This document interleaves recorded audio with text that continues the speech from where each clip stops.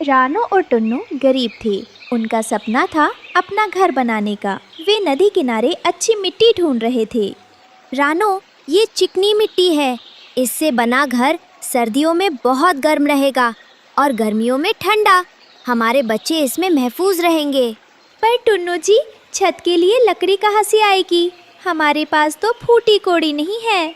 जब रानो और टुन्नू हवेली पहुँचे तो उन्होंने एक भयानक नज़ारा देखा।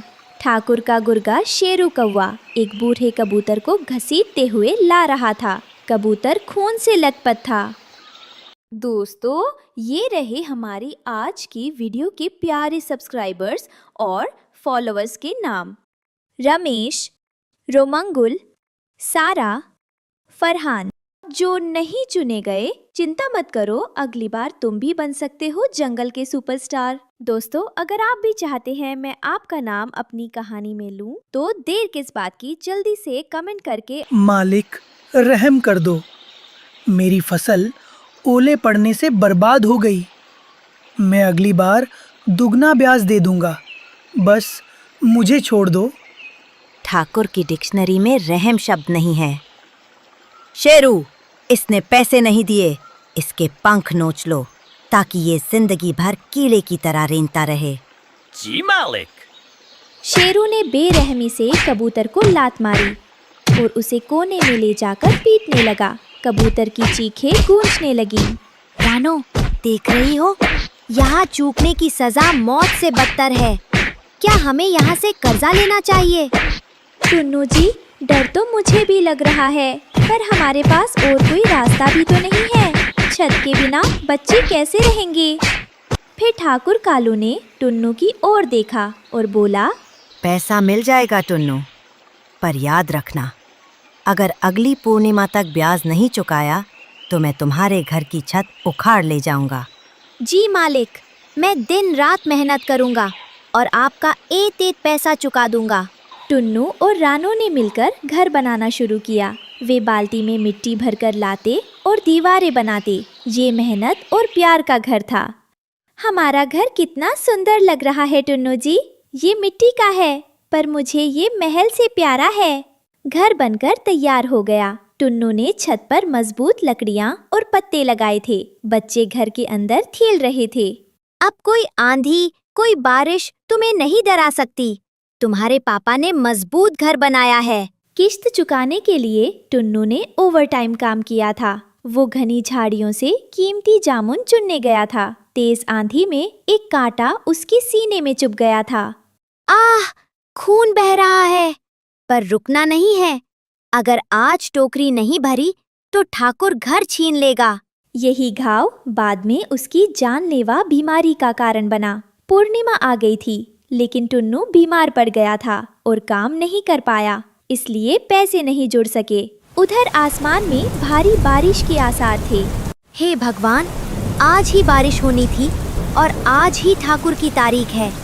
अगर उसने कुछ कर दिया तो? शाम होते ही ठाकुर कालू और उसका गुर्गा शेरू वहाँ आ धमके। हवा तेज चल रही थी। निकलो बाहर टुन्नू, सूरज डूब गया। मेरा पैसा कहाँ है? ठाकुर साहब, टुन्नू जी बीमार थे, बस 2 दिन की मोहलत दे दीजिए। बारिश आने वाली है, रहम कीजिए। ठाकुर ने कोई दया नहीं दिखाई। उसने शेरू को इशारा किया। खड़ खड़ खड़। शेरू छत की लकड़ियाँ उखाड़ने लगा। नहीं मालिक, छत मत लीजिए, ये मिट्टी का घर है। अगर बारिश सीधे दीवारों पर पड़ी तो घर पिघल जाएगा। मेरे बच्चे दब जाएंगे। तो मैं क्या करूं? मेरा पैसा नहीं तो तेरी छत नहीं। ठाकुर छत ले गया। तभी जोरदार बारिश शुरू हो गई।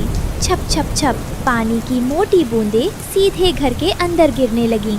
हे भगवान, ये तूने क्या किया? ठाकुर तो सिर्फ लकड़ी ले गया, पर तू तो हमारी नींव ही ले रहा है। टुन्नू जी, देखिए, अगर ये पानी नहीं रुका तो हमारा घर हम सबकी कब्र बन जाएगा। जल्दी बच्चों को बचाओ। जब बारिश घर में भरने लगी, रानो उड़कर पड़ोसी बंटी कबूतर की खिड़की पर गई। अंदर रोशनी थी और सूखा था। काका, दरवाजा खोलो, मेरे बच्चे डूब रहे हैं। बस एक प्लास्टिक की पन्नी दे दो, मैं दीवार ढक दूंगी। भाग जा रानो, अगर मैंने ठाकुर के दुश्मन की मदद की तो वो मेरा पक्का घर भी तोड़ देगा। अपनी मुसीबत अपने पास रखो। पक्के घर वालों ने कच्चे घर वालों को मरने के लिए छोड़ दिया। बच्चे डर के मारे एक कोने में दुबक गए। रानू ने देखा कि पानी के कारण घर की मुख्य दीवार गलने लगी है और झुक रही है। टुन्नू जी, दीवार गिर रही है। अगर ये गिरी तो पूरा घर बच्चों पर आ गिरेगा। टुन्नू तुरंत बाहर भागा। उसने देखा दीवार बाहर की तरफ गिर रही है। उसने अपनी पीठ दीवार से लगा दी और अपने पैरों को कीचड़ में जमा लिया। मैं इसे गिरने नहीं दूंगा रानो, तुम बच्चों को संभालो।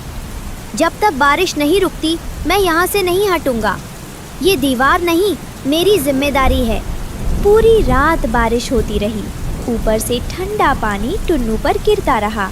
उसकी शरीर की गर्मी खत्म हो रही थी, लेकिन वो दीवार को धक्का देकर खड़ा रहा। धीरे धीरे गीली मिट्टी उसके शरीर पर चिपकने लगी और वो खुद दीवार का हिस्सा बनने लगा। बस थोड़ी देर और टुन्नू, बच्चों को कुछ नहीं होना चाहिए। धीरे धीरे उसकी सांसें थम गई, पर शरीर नहीं हटा। सुबह बारिश रुकने के बाद रानो बाहर आई। घर बच गया था। दीवार खड़ी थी, लेकिन जब वो पीछे गई तो हाँ! चीख पड़ी। टुन्नू